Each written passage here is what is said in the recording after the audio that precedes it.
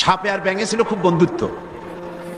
ব্যাঙ বলছে সাপ, তোমারে দেখতে খুব ভালো, তেল কুচকুচে, তারপরে তুমি যখন ফনা ধরো তাও দেখতে বেশ সুন্দর, কিন্তু তোমার একটা দোষ, এটা না বলে পারলাম না, নেভার মাইন্ড। সাপ বলল আচ্ছা বলো, কি কি বলতে চাও? ব্যাঙ বলছে তুমি যখন চলো তখন তুমি কিন্তু সোজা হয়ে চলো না, খালি এইরকম এইরকম করে চলো, এইটা বড্ড বিশ্রী লাগে। তা না হলে তুমি অন্য দিক থেকে খুব ভালো, দেখতেও ভালো, ফনা ধরলে খুবই সুন্দর লাগে, তোমার ক্ষিপ্রতা, তোমার ক্রুদ্ধতা এসবটাই কাবিলে তারিফ। সাপ শুনে বলছে বেয়াদব, আমার সমালোচনা করার এত বড় দুঃসাহস কোথায় পেলি? ফনা তুলেছে, ফস করে উঠেছে। ব্যাঙ বলে ওরে বাবা, এত প্রশংসা করলাম, একটু সমালোচনা করছি, সহ্য করতে পারলি না? ও দিল লাভ, ব্যাঙ লাভ দিয়ে পড়ছে পুকুরের মধ্যে।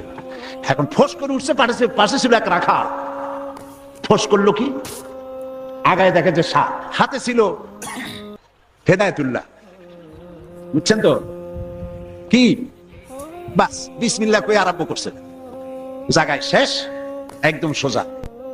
ব্যাঙ অনেক সময় পর ডুব দিয়ে ভাসে উঠছে, আস্তে আস্তে করে যায় দেখে বন্ধু তো একদম সোজা, কারণ কি? কাছে যেয়ে দেখে চিন্তা নাই, মুখ দিয়ে ফেনা টানা বাইরে হয়ে গেছে। কয় বন্ধু সেই সোজা হইলেন, তবে মুখ দিয়ে ফেনা বাইরে সোজা হইছেন, ফেনা থাকতে আর সোজা হইলেন না। সুতরাং আপনারা ঠিকই ফিরে আসবেন, তবে সহজে আসবেন না, কারণ ক্ষমতা বড় বালাই, এটা দারুণ মোহ। আল্লাহর দিকে ফেরেন।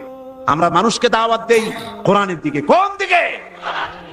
অবশ্যই কোন নেতার দিকে। জিন্দেগিতে বলি নাই অমুক নেতার পিছনে লাইন লাগান, বলেছি?